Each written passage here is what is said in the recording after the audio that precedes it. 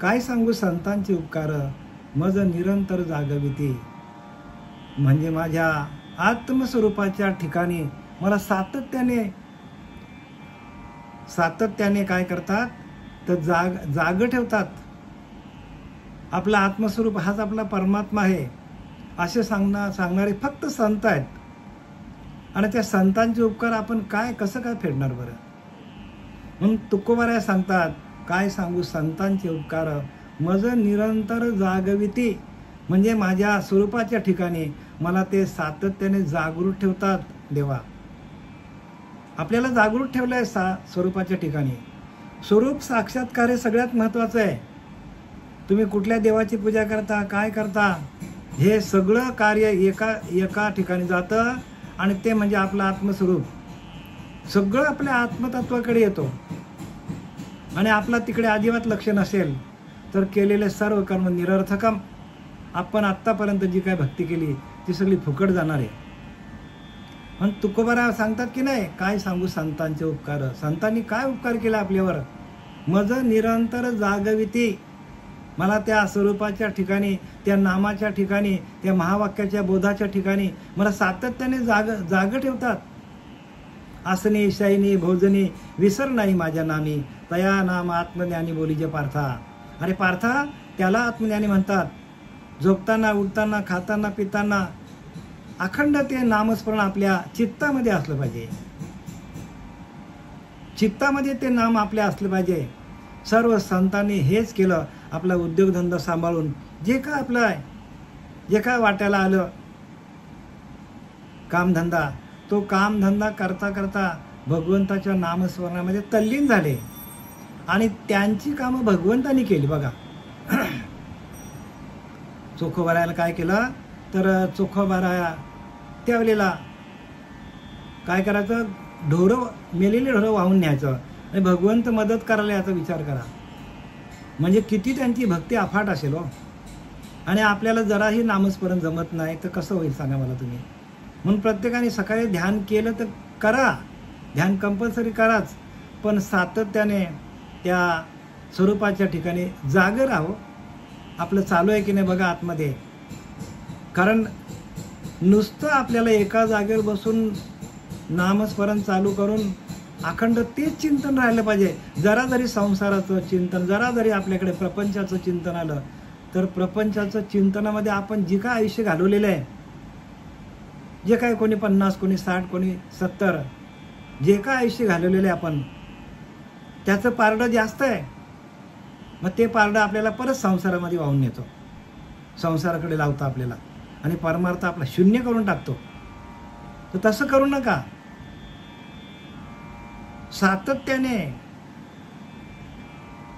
सातत्याने त्या भगवंताचं चिंतन अखंड करा चित्तामध्ये. एक क्षण पण त्याला विसरू नका. आणि म्हणून इथं तुकोबाराया सांगतात, तुकाराम महाराज आपल्याला सावध करतात, काय सांगू संतांचे उपकार आहेत आपल्यावर.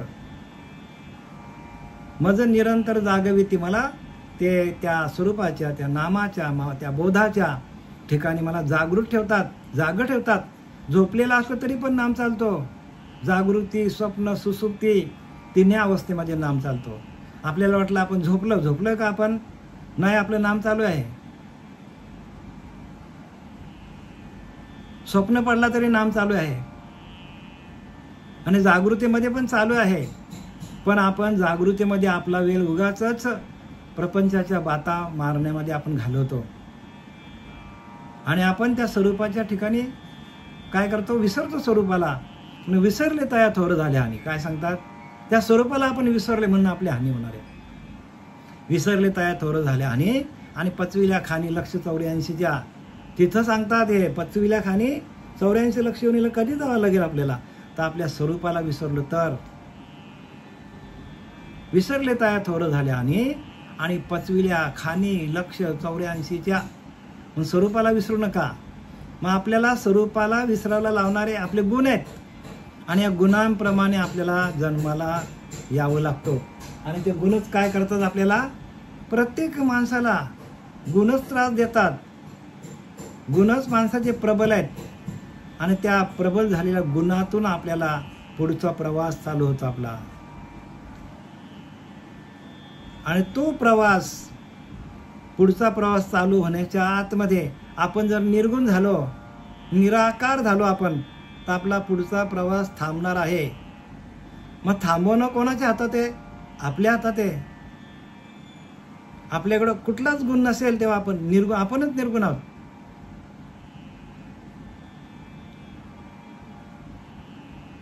गुणांचीच परीक्षा होते. परीक्षा कोणाची घेतली जाते? गुणांचीच परीक्षा होते. आपल्याला मार्क किती मिळतात बघा. आता आपण परीक्षेला बसलो तर आपल्याला किती गुण पडतात? ज्याला जास्त गुण पडतील त्याचा अभ्यास चांगला आहे. मग गुणांचीच परीक्षा झाली की नाही? रात्रंदिवस किती अभ्यास केला त्याची परीक्षा आपल्याला द्यावी लागतो. आणि परीक्षा वर्षातून एकदाच असते, पण वर्षभर अभ्यास करायला आपल्याला लागतो. तसं आपल्याला परीक्षा जी आपली आहे ती आपल्याला एकदाच येणार आहे, पण आपल्याला आयुष्यभर अभ्यास करावा लागेल. अभ्यास केल्यानेच आपल्याला सगळं भेटणार आहे.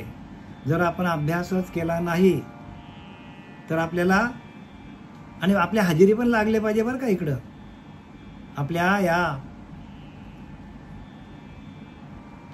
प्रवचनासाठी आपल्या हजेरी पण लागल्या पाहिजे. सातत्याने हजेरी आपली असेल तर आपल्याला अभ्यास जमेल. आणि आपण दांड्या मारल्या तर आपल्याला अभ्यास कसं जमेल सांगा मला तुम्ही. आणि हा तर भागवत आहे, 18,000 ओव्या आहेत. आणि 18,000 ओव्या आपल्याला वाचून आपल्या हृदयामध्ये काय करायचं? त्यांना स्थान द्यायचं त्या ओव्यांना. तेव्हा आपला हृदय निर्मल होईल, चित्त शुद्ध होईल. आणि चित्तशुद्धीचं साठी हे सगळे आपल्याला ग्रंथ लिहिलेले आहेत. जरा पण आपण संसारामध्ये इकडे तिकडे अडकलं प्रपंचामध्ये तर लगेच आपल्याला काय होतो? ते आपल्याला ताबडतोब गुण पकडतात. आपल्याला अहंकार ताबडतोब आपल्याकडे काय करतो? अहंकार आपल्याला बांधून टाकतो. आपले विषय आपल्याला बांधतात. काय द्यावे त्यांची फळ उतराई, ठेविता पायी जीव थोडा, तुकोबाराज म्हणतात. संतांच्या चरणावर आपला जीव जरी ठेवला आपण तरी पण तो कमी पडेल. आता आपल्याला या भागवताच्या वाचनाकडे येऊया आपण. बघा काय सांगतात मी काल मला वाटतं 594 ओव्यापर्यंत आलो होतो. आता 595 पर्यंत आपण चालू करूया. एकनाथी भागवत अध्याय 22 आणि श्लोक क्रमांक 50. ते नाना योनी गर्भ दुःख, देहाभिमाने भोगिती मूर्ख. नाना योनी गर्भ दुःख, अनेक योनीमध्ये गर्भात जातात आणि दुःख भोगतात. एकच योनी नाही. का? तर या मनुष्य देहाला आल्यानंतर आपण स्वरूपाला विसरलो, म्हणून आपल्याला 84 लक्ष योनीला जावं लागलं. तुम्ही कोणत्याच देवाची पूजा केली नाही तरी चालेल. ज्या आपण देव आहे ना, त्या देवांची कुठल्याच देवाची पूजा नाही केली तरी चालेल, पण तुम्ही तुमच्या स्वरूपाशी एकरूप व्हा.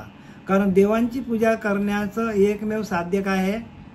देवाची पूजा एकमेव करण्याचं उद्दिष्ट काय आहे? संतांना सांगायचं तर आपल्या स्वरूपाशी एकरूप होण्यासाठी आपण जे काय आपल्याला देव आपल्याला दाखवलेले आहेत, आत्तापर्यंत ज्यांनी अवतार घेतलं, ज्ञानोबराया, तुकोबराया, राम कृष्ण आला, जे ब्रह्मा विष्णू महेश आले, सगळे दत्त महाराज आले, या सगळ्यांचा एकच उद्दिष्ट आहे. त्या अवतारी पुरुष अवतार धारण करून आले आणि आपल्याला आपल्या स्वरूपाची ओळख करून देण्यासाठी आले.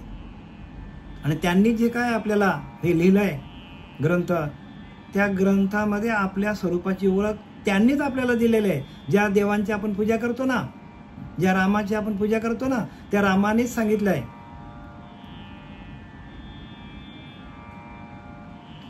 समर्थ रामदासाने लिहिलंय, भजाया जनी पाहता राम एकू, करी बाण एकू, मुखी शब्द एकू, क्रिया पाहता उद्धरे तिन्ही लोकू, धरा जानकी नायकाचा विवेकू. काय सांगितलं समर्थांनी? त्या जानकी नायकाचा म्हणजे रामाचा विवेक तुम्ही पिंडात काय करा? पिंडात घ्या. क्रिया पाहता उद्धरे तिन्ही लोकू, ते ज्या कर्मातनं राम घडला ते कर्म आपण केलं तर तिन्ही लोकांचा उद्धार त्यांनी केलेला आहे. आणि धरा जानकी नायकाचा विवेक, म्हणजे त्या राम ज्या विवेकातून श्रीराम झाला, रामाचा श्रीराम झाला, ती क्रिया सांगितली आणि तो आपल्याला अभ्यास सांगितले. आणि त्या रामाने जे काय केलं पूजा, ती पूजा आपल्याला करायला सांगितली. आणि त्यांनी जे काय लिहून ठेवलेलं आहे, त्यांनी जे काय अवतार घेऊन जे काय कार्य केलं, त्या कार्याकडे आपण सातत्याने लक्ष ठेवलं पाहिजे. त्यासाठी आपण ग्रंथांचं वाचन करायला, शास्त्राचं वाचन करायला पाहिजे, वेदांचं वाचन करायला पाहिजे. आणि जर आपल्याला 4 वेद, 6 शास्त्र, 18 पुराणे वाचता येण्याची आपली तेवढी कुवत नसेल, म्हणून तर नाथ बाबांनी आपल्याला हे सगळं वेदांचाच अभ्यास दिलाय. रामदास स्वामींनी वेदांचा सार काढलाय, तुकोबारांनी वेदांचा सार काढलाय. मग आपल्याला वेद नाही वाचताना जर तुकोबारांच्या शिकवणीमध्ये आपण राहिलो, नाथ बाबांच्या शिकवणीमध्ये राहिलो, तर आपल्याला सगळं कळेल. कारण आपली बुद्धी प्रगल्भ व्हायला पाहिजे, बुद्धीच्या आत्मतत्वाशी एकरूप व्हायला पाहिजे, तत्वाचा बोध व्हायला पाहिजे, बोध. आणि त्या बोधाच्या माध्यमातून हे सगळं आपल्याला मिळत असतं. म्हणून ते नाना योनी गर्भ दुःख देहाभिमाने भोगिती मूर्ख, त्यांना देहाचा अभिमान आहे. या देहाला चालवणारा जो परमात्मा आहे, त्या परमात्म्याची ओळख कोणी घेत नाही. आणि सगळं मी केलं, मी मी मी मी करतो सगळा माणूस काय करतो, माझं माझं आणि सर्व भ्रांतीचं ओझं आहे. आपण करत नाही, आपल्यामध्ये असलेला तो परमात्मा आपल्याकडनं करून घेतो. हा भाव कोणाचा होत नाही ना. आणि म्हणून माणसाचे गुण प्रबल होतात. पुढे गुणांचा आपल्याला अभ्यास आहे, पण गुणांच्या आधी आपण जे जे अवगुण करू, त्या अवगुणाची परतफेर आपल्याला करावी लागतो. देहाभिमान भोगिती मूर्ख, म्हणजे देहाचा अभिमान आल्यामुळे माणसाला दुःख भोगावं लागतो. आणि ज्याला देहाचा अभिमान नाही तो शहाणा आहे. आणि देहाचा अभिमान जाण्यासाठी संतांचं वाङ्मय, संत ज्या मार्गामधून गेले, ज्या पथावरती चालले, तो पथ आपल्याला भेटला पाहिजे. तेची नाना तत्वाचे रूपक यदुनाथ सांगत, तेची नाना तत्वांचे रूपक, म्हणजे भगवंत आपल्याला उद्धवाला नाना उच्च नीच प्रकारच्या योनीमध्ये कसं माणसाला जावं लागतो गुणांच्या मार्फत, ते आपल्याला या पुढच्या श्लोकामध्ये म्हणजे 51व्या श्लोकामध्ये भगवंत उद्धवाला सांगत आहे. म्हणजे भगवंत आपल्याला सांगत आहे उद्धवाच्या माध्यमातून, किंवा नाथ बाबा आपल्याला जनार्दन स्वामीच्या कृपेने सांगत आहे. कोणाची कृपा आहे?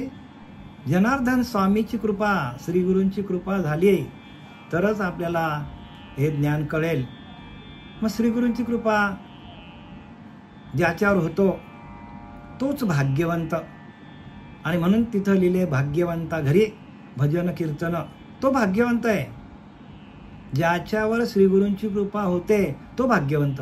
भाग्यवंता घरी भजन कीर्तन, भाग्यवंत तोच की ज्याच्या देहामध्ये अखंड भगवंताचं भजन चालू आहे.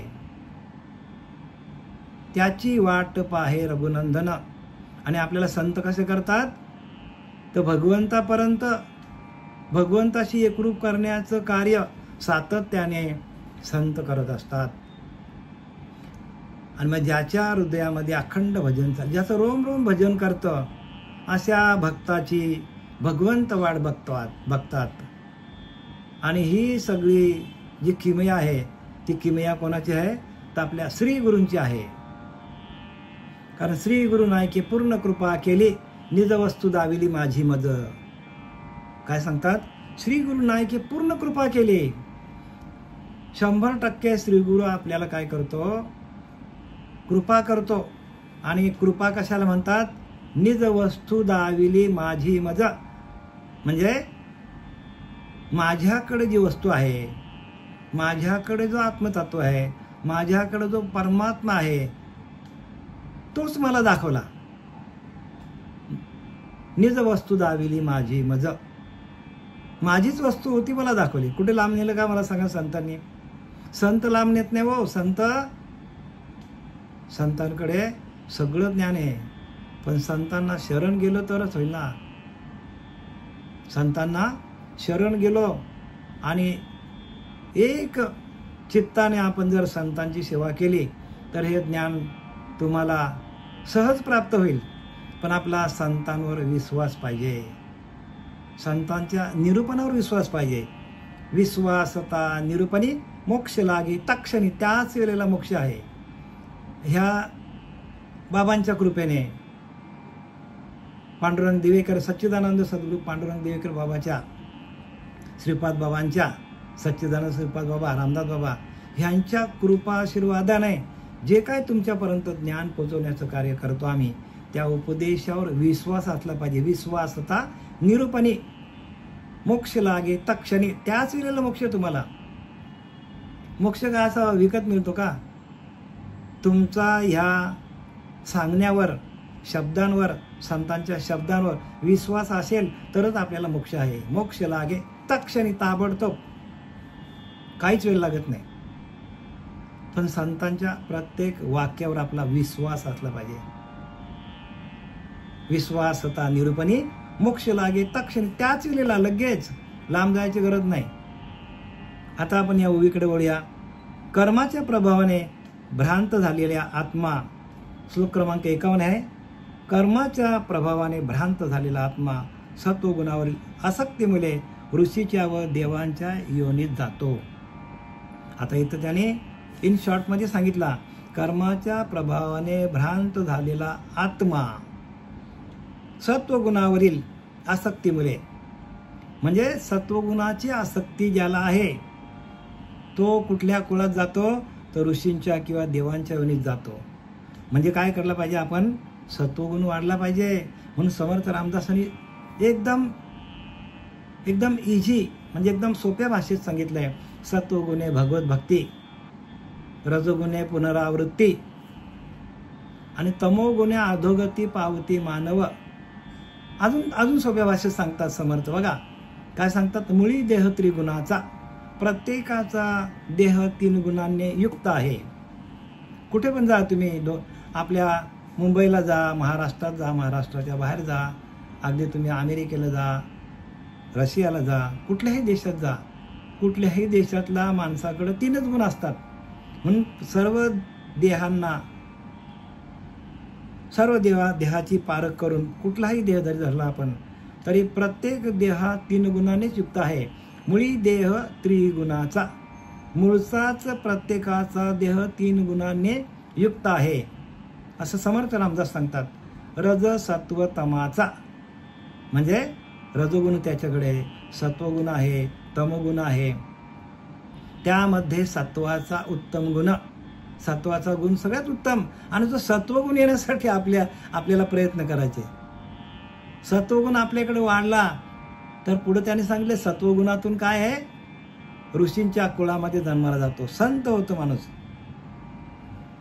देवच होतो, देवाच्या योनीत जातो. बघा, म्हणजे सत्वगुण सगळ्यात महत्त्वाचा आहे.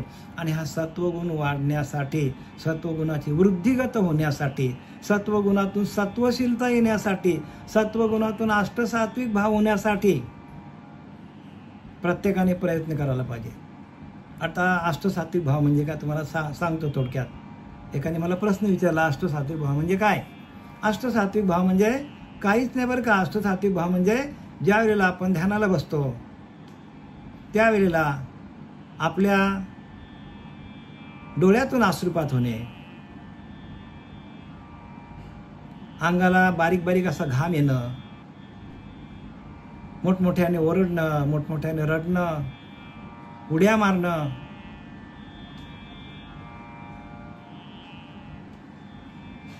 देवांचं भजन गाणं, त्या अवस्थेत बरं का, त्या अवस्थेतच याला अष्टसात्विक भाव म्हणतात. आणि जोपर्यंत असे सात्विक भाव होत नाही तोपर्यंत प्रत्येक माणूस ज्ञानाने कोरडाच असतो. देवासाठी रडून बघा, जो माणूस भगवंतासाठी रडतो ना त्याला काहीच कमी पडत नाही, कुठलीच गोष्ट कमी पडणार नाही तुम्हाला. पण भगवंतासाठी रडून तर बघा आपण काय करतो, या प्रपंचासाठी रडतो. नासक्या प्रपंचासाठी माणूस रडतो. हा जाणार एक दिवशी, प्रत्येकाचा ध्येय जाणार आहे. मग जाण्याच्या आधी काय करायला पाहिजे? जाण्याच्या आधी आपल्याकडं सत्वगुण वाढायला पाहिजे. आणि सत्वगुणातून आपल्याला सगळ्या पुढच्या गोष्टी मिळतात. पण आपल्याकडचे गुण प्रबल होण्या कुठले गुण प्रबल व्हायला पाहिजे? तर सत्वगुण प्रबल व्हायला पाहिजे. आणि रजगुण तमगुण आपल्यातनं निघून जायला पाहिजे. कारण त्या गुणातून आपल्याला त्रास आहे. आणि आपल्याला गुणच आपल्याला काय करतात? नाचवतात. गुणच आपल्याला जन्माला घालतात. आणि म्हणून नाथांनी हा प्रत्यक्ष हा 51वा श्लोक आहे, याच्यामध्ये सगळं त्यांनी विश्लेषण आणलेलं आहे.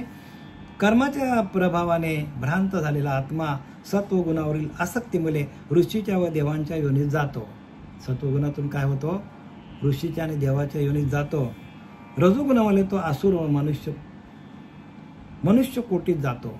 रजोगुण वाढला तर तो असुर होतो आणि मनुष्याच्या जन्माला येतो. असुर म्हणजे कोणी? ते असे मोठे मोठे शिंगांवाले नाही बरं का. असुर म्हणजे आसुरी प्रवृत्ती. आपलीच प्रवृत्ती आसुरी आहे. आपल्याकडे 3 गुण आहेत की नाही? नाही तर काय काय लोक आसुर म्हणजे ते मोठे मोठे शिंगा असलेले ते असं समजतात, पण तसं नाही. आसुर म्हणजे आसुरी प्रवृत्ती. आपली प्रवृत्ती ही आसुरी असते. आणि त्या आसुरी प्रवृत्ती वाढल्यावर काय होतो?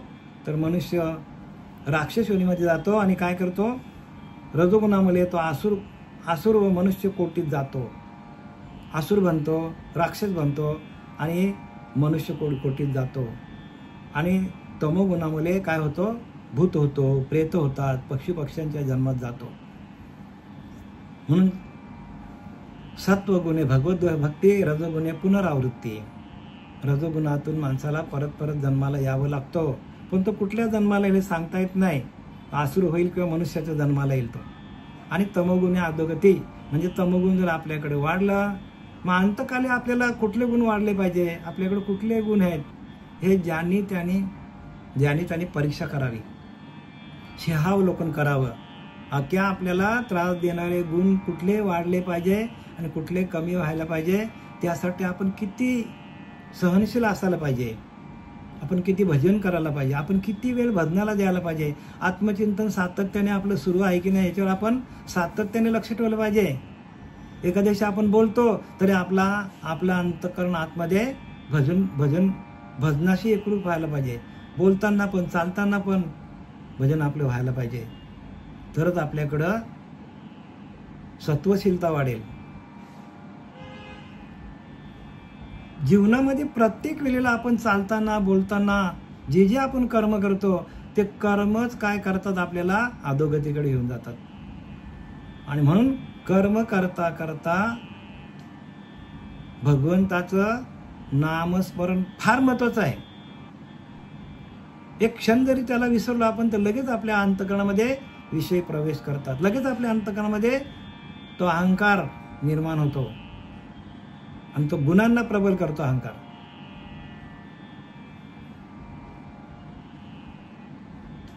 आता आपण ओव्यांकडे बोलूया. ओवी क्रमांक आहे 596. देहाभिमानाची स्थिती त्रिगुण गुणांची कर्मे होती, तेने त्रिविध संसार प्राप्ती एक निश्चित उद्धवा.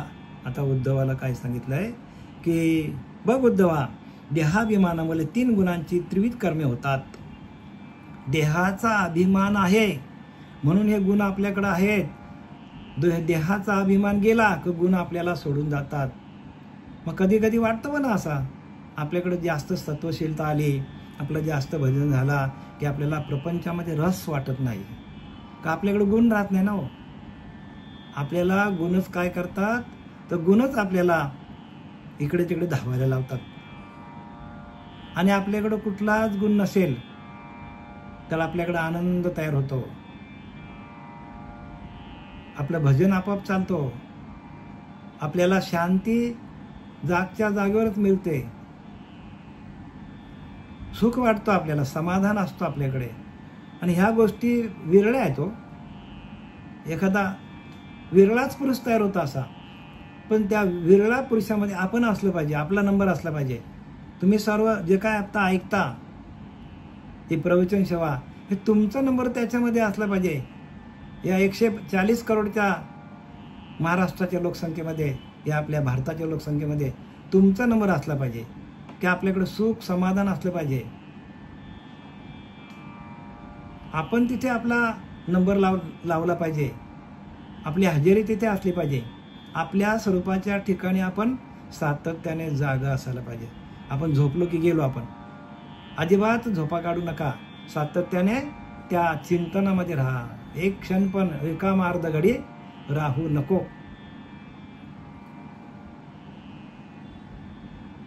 त्यामुळे 3 प्रकारच्या परिस्थिती प्राप्त होतात. देहाच्या अभिमानामुळे हे गुण वाढतात. देहाचा अभिमान गेला, तुका म्हणे देव झाला की नाही. तुकाराम महाराज सांगतात की तुमच्या देहाचा अभिमान गेला तर तुम्ही देव आहात, तुम्ही प्रत्यक्ष देवच आहात. पण जसं जसं माणसाला, लहानच्या मुलाला जसं जसं वय वाढतो तसं तसं त्याला देहाचा अभिमान वाढतो. सगळ्या गोष्टींचा अभिमान वाढत जातो. आणि हा अभिमानच काय करतो, माणसाला अधोगतीला घेऊन जातो. म्हणून जराही अभिमानाला कुठं थारा देऊ नका. अभिमान गेला तुका म्हणे देव झाला. तुकोबारायांचं वाक्य खरं करून दाखवा. त्यांनी लिहिलं ते का खोटं नाही, पण आपण तिथे झोपलेलो आहोत. तुका सहज बोले वाणी तरी वेद त्यांच्या घरी वाहे पाणी. सहज जरी बोलायचा तरी वेद त्यांच्या मुखातून बाहेर निघायचा. असे तुकोबाऱ्या होते ते, असे नाथ महाराज येते. सहज त्यांच्या मुखातून, वाणीतून काय पडतो, वेदांची वाक्य बाहेर पडतात.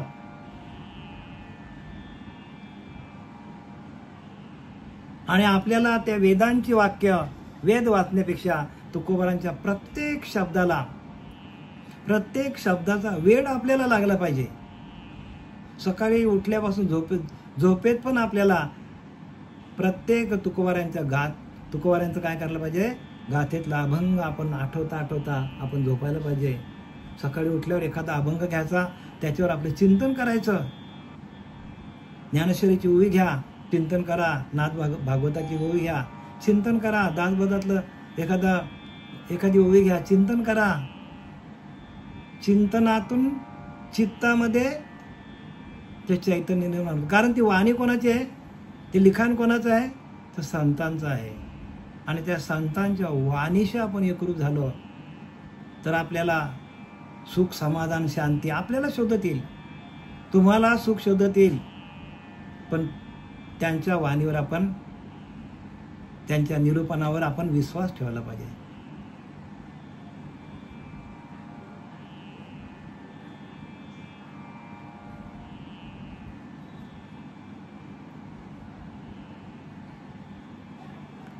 आणि या त्रिविध अवस्था ज्या आहेत, 3 गुणांच्या अवस्था आहेत, त्या आपल्याकडं देहाचा अभिमान प्रत्येकाला असल्यामुळे आपल्याला ते 3 गुण त्रास देतात. म्हणून देहाचा अभिमान गेला पाहिजे.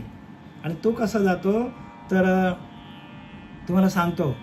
आपण ध्यानाला बसल्यानंतर ध्यान करता करता सर्व इंद्रिय आपली शीतल होतात, शांत होतात. आणि ती सर्व इंद्रिये आपल्या एका आत्मस्वरूपाकडे आल्यामुळे आपल्याला त्या आत्मसुखाची गोडी लागते. आणि आत्मसुखाची गोडी एकदा लागली का माणसाला आतमध्ये जायची सवय लागली का बाहेर त्याची येण्याची इच्छा होत नाही.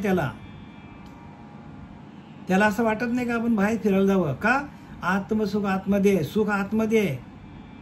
आणि त्या सुखासाठी आपण सातत्याने चिंतन करायला पाहिजे. त्या चिंतनातून आपल्याला सुख मिळतो.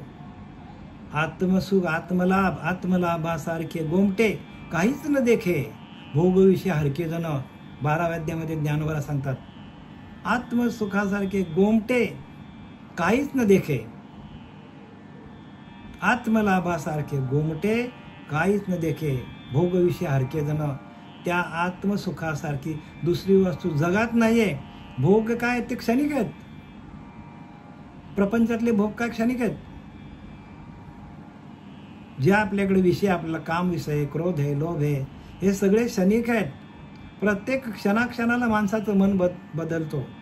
आणि ते कशामुळे बदलतं तर त्या गुणांमुळे. गुण कशामुळे वाढतात तर देहाच्या अभिमानामुळे आणि देहाचा अभिमान घालवण्यासाठी संतांनी दिलेलं जे काय आपल्याला अभ्यास आहे ते अभ्यास करा, वाचन करा, संतांच्या सान्निध्यात राहा. तुमच्या आजूबाजूला कोणी लोक असतील त्यांना तुमचं ज्ञान सांगा. नाही ऐकलं तरी आज 2 वेळा सांगा, 10 वेळा सांगा, 50 वेळा सांगा त्यांना. त्यांच्या मागे लागा.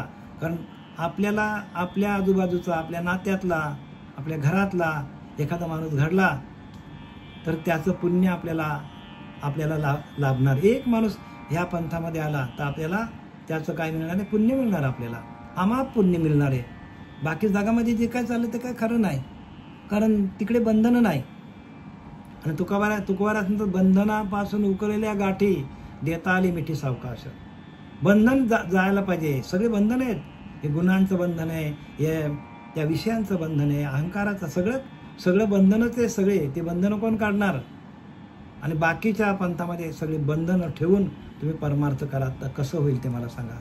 गळ्यात दगड बांधले आपण 50 किलोचं आणि आपण पाण्यात पोहायला चाललोय. आपण तरू का बुडू? आपण सगळेच विषय आपल्या आतमध्ये आहेत आणि आपण परमार्थ करायला चाललोय. जमेल का?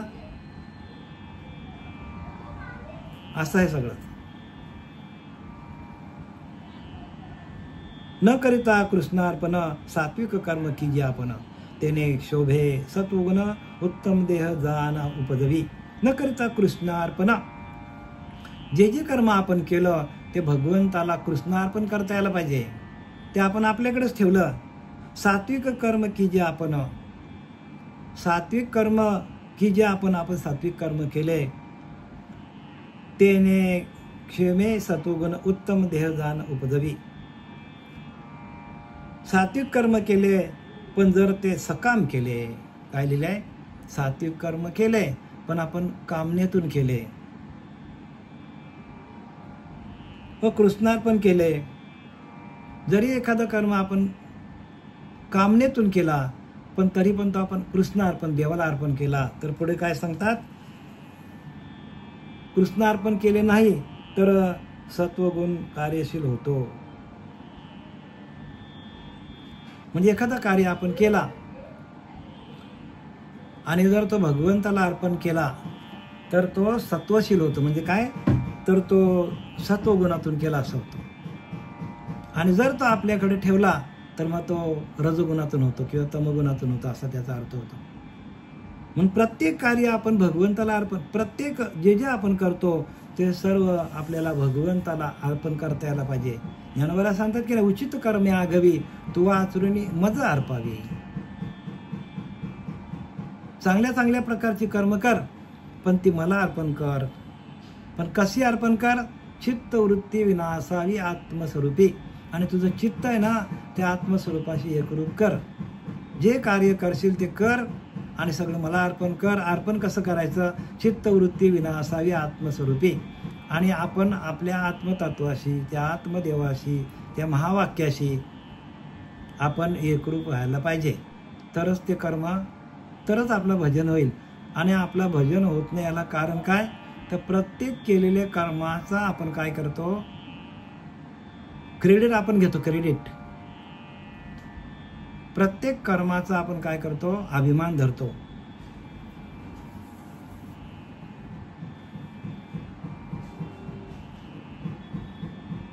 आणि पुढल्या जन्मी उत्तम ध्येय मिळतो. म्हणजे देवर्षी व कर ब्रह्मर्षी एवढी प्रगती होते. म्हणजे काय सांगितले? ते दोन्ही वय वाचतो बरं का मी. न करता कृष्णार्पण सात्विक कर्म कीजे आपण, तेने क्षोभे सत्वगुण उत्तम देह जान उपजवी. सत्वाच्या अतिउत्कर्षी गती, सत्वाच्या अतिउत्कर्ष गती दैवऋषी ब्रह्मऋषी होती. सत्वाच्या साम्य स्थिती कल्पायु जन्मती अजान बाहू. या दोन्ही वयांचा अर्थ एकत्र दिलेला आहे की जर सत्व आणि रज समान असल्यास पुढला जन्म कसा म्हणतो? शूरवीरांचा मिळतो त्याला. सत्व आणि रज हे दोन्ही कार्य ज्या देहामध्ये असतील तो देह शूरवीरांचा होतो. म्हणजे त्याच्याकडे बघा ना, आता आपल्या देशाचे सैनिक कसे आहेत? तुम्हाला अनुभव नसेल, आम्ही अनुभवले. आमच्याकडे बुकिंग वगैरे चालू होती ना, तर ज्यावेळेला हे सैनिक लोक जे आहेत हे आमच्याकडे बुकिंगला यायचे, त्यांच्याकडे केवढी नम्रता आहे बघा. खूप नम्रता त्यांच्याकडं, कारण त्यांना शिक्षणच तसं दिलं जातं. म्हणजे सत्वगुण त्यांचा वाढला जातो. त्यांना शिक्षणच तसं दिलं जातं आणि त्यांच्याकडे नम्रता खूप असते. सैनिक लोकांकडे नम्रता खूप असते. म्हणून इथं काय लिहिलं जाणे की सत्व रज समान असल्यास सत्व आणि रज सारखे जर झाले तर काय होतं, तर जन्म दीर्घायुषी शूरवीरांचा होतो. म्हणजे शूरवीर म्हणून देशाची सेवा करायला त्याला जन्म मिळतो परत.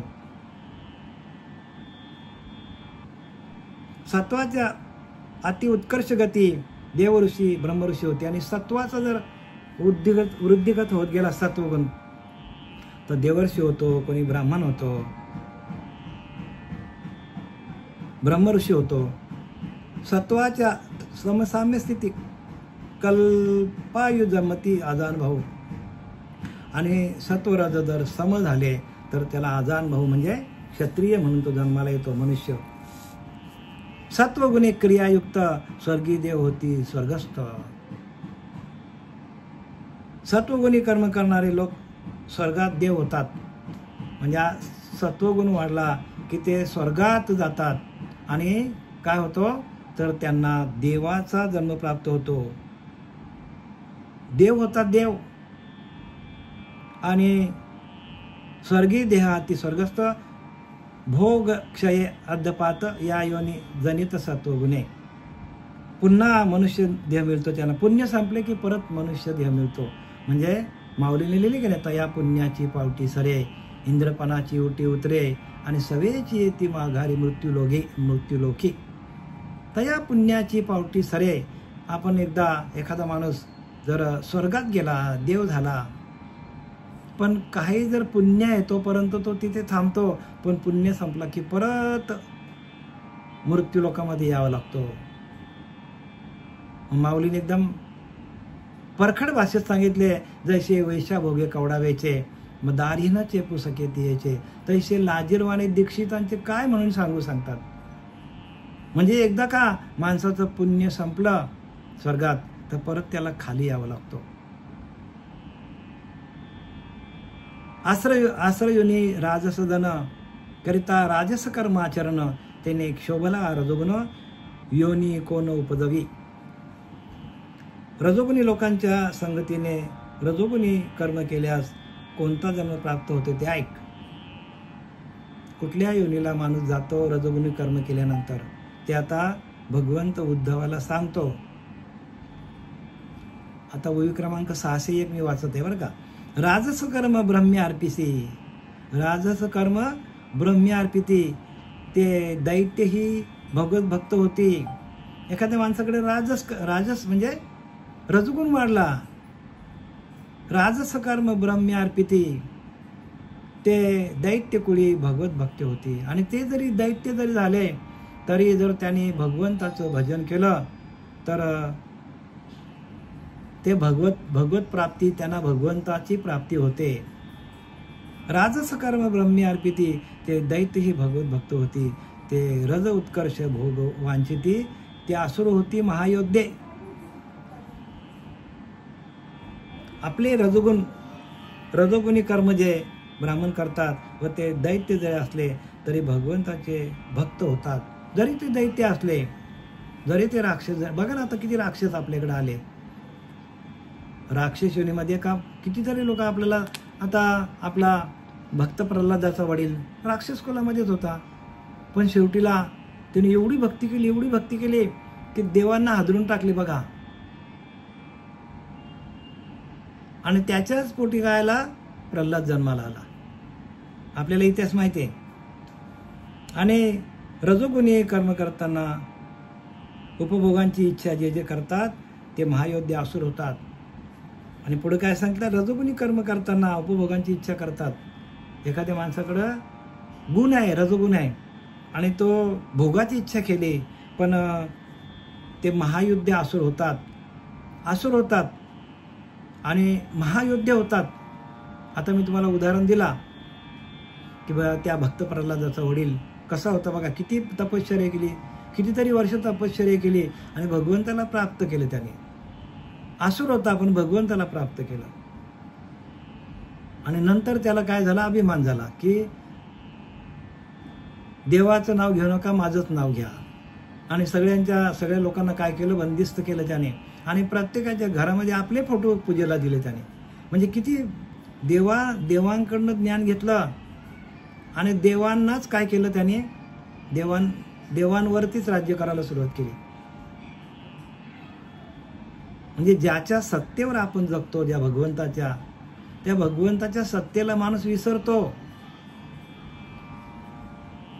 ज्या आपल्याला देह भगवंताने दिलेला, हा नरदेह, तो भगवंताने आपल्याला दिलेला आहे आणि तो भगवंतच आपल्यामध्ये आपल्याला चालवतो. पण आपण त्याच्या सत्तेवर काय करतो, आपला अभिमान गाजवतो आणि त्याला विसरतो. आणि म्हणून विसरले तया थोर झाले हानी पचवल्या कानी. लक्ष 84च्या आपल्याला लक्ष 84 भोगायला लागतं का, आपण भगवंताला विसरतो. तो आपल्या आतमध्ये आहे, तो आपल्याला शक्ती पुरवतो, सगळं तोच पुरवतो आपल्याला. बापरे बापरे, बरं वेळ झाला. आता मी माझी इथं सेवेला विराम देत आहे. बोलता बोलता किती वेळ गेला मलाच माहित नाही. जय हरी सगळ्यांना. पुंडलिका वरदे हरी विठ्ठल श्री ज्ञानदेव तुकाराम पंढरीनाथ भगवान की जय. माऊली ज्ञानेश्वर महाराज की जय. जगद्गुरु तुकाराम महाराज की जय. शांतीब्रह्म एकनाथ महाराज की जय. सच्चिदानंद सद्गुरु पांडुरंग देवेकर बाबा महाराज की जय. सच्चिदानंद सद्गुरु श्रीपाद बाबा महाराज की जय. रामदास बाबा महाराज की जय. नारायण बाबा महाराज की जय. सब संतान की जय. जय